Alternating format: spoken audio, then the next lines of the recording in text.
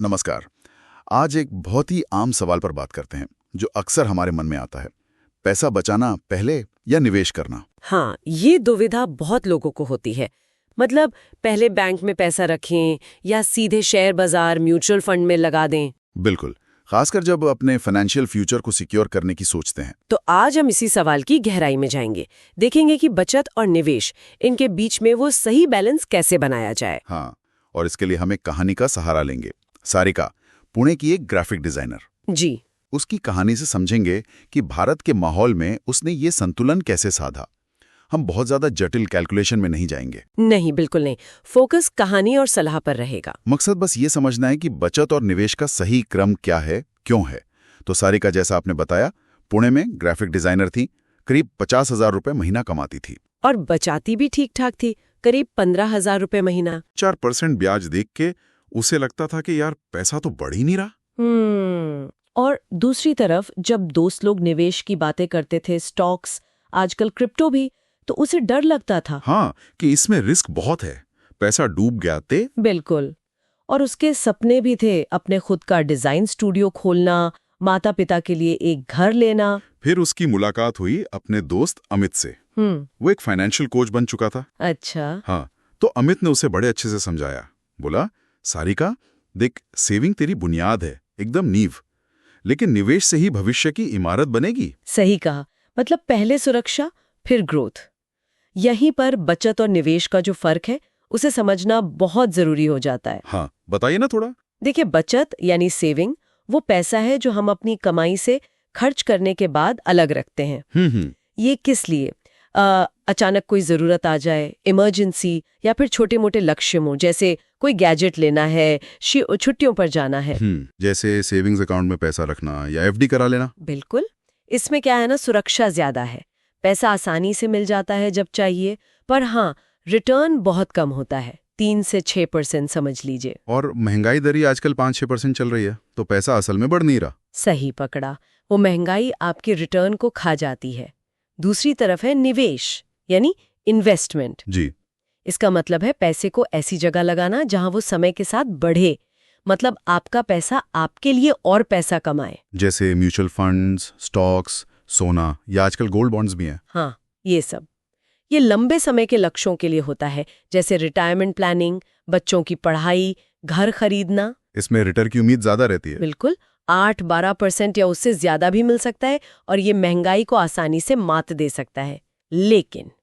लेकिन इसमें जोखिम भी है, बाजार ऊपर नीचे होता है, और इसके लिए थोड़ी जानकारी, थोड़ी समझ और समय देना पड़ता है। तो फिर सवाल वही, पहले क्या करें? प्राथमिकता एकदम साफ है, पहले बचत, फिर निवेश। पहले बचत। हाँ, बचत आपको वो फाइनेंशियल सेफ्टी नेट देती है, एक कुशन, जैसे इमरजेंसी फंड, जरूरी इंश्योरेंस, हेल्थ और टर्म इंश्योरेंस। अच्छा। सोचिए, अगर आपने बिना किसी इमरजेंसी फंड के सीधा निवेश शुरू कर दिया और खुदा न खास्ता नौकरी चली गई या कोई बड़ी मेडिकल इमरजेंसी आ गई, तो मजबूरी में अपना निवेश घाटे में बेचना पड़ सकता है ना, क्योंकि पैसे की जरूरत तो तुरंत होगी। हाँ, ये तो है। यही होता है बिना सुरक्षा कवच के निवेश करने का खतरा।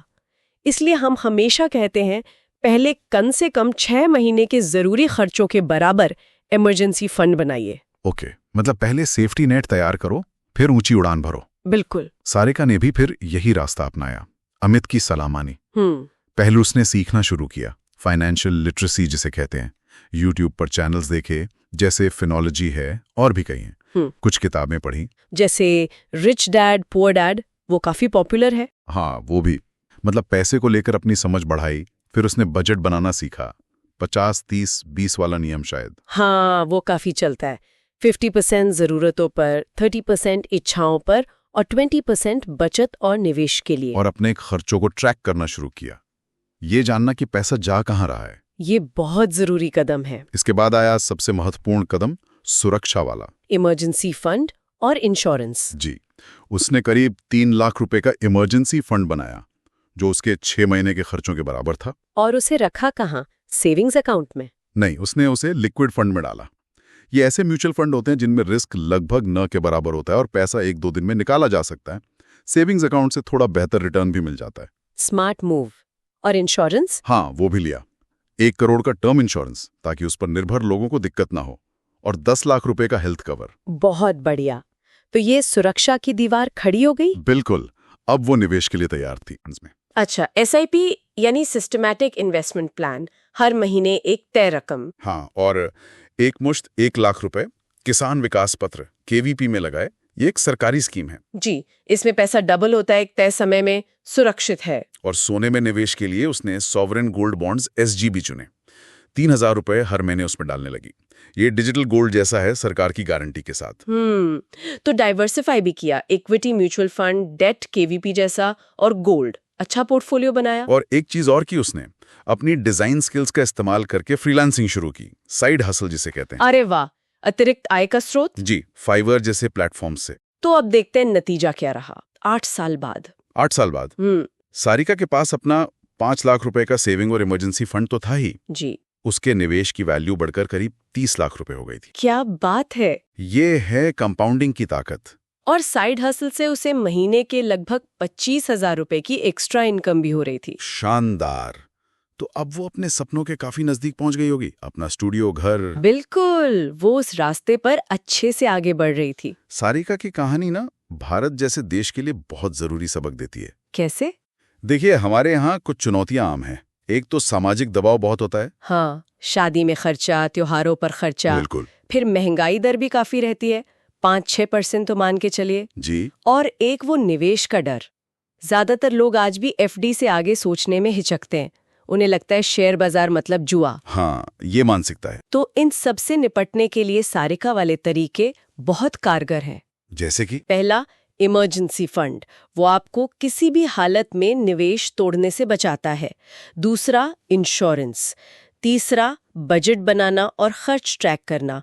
चौथा, छोटे अमाउंट से निवेश शुरू करना। जरूरी नहीं कि हजारों से ही शुरू करें, 500 या 1000 रुपए की SIP से भी शुरुआत हो सकती है। पांचवा, साइड हसल अगर मुमकिन हो तो।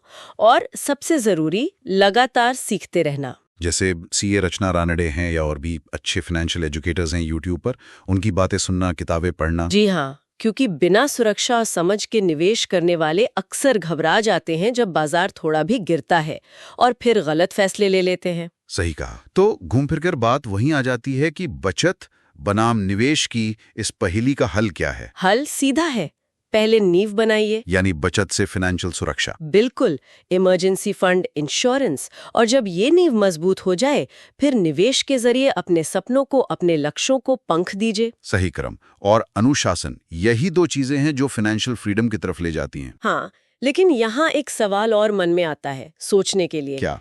कि ये सही क्रम जानने के बाद भी वो अनुशासन कैसे बनाए रखें, वो डिसिप्लिन जो हमें रास्ते से भटकने ना दे, चाहे सामाजिक दबाव आए या बाजार में उतार चढ़ाव हो।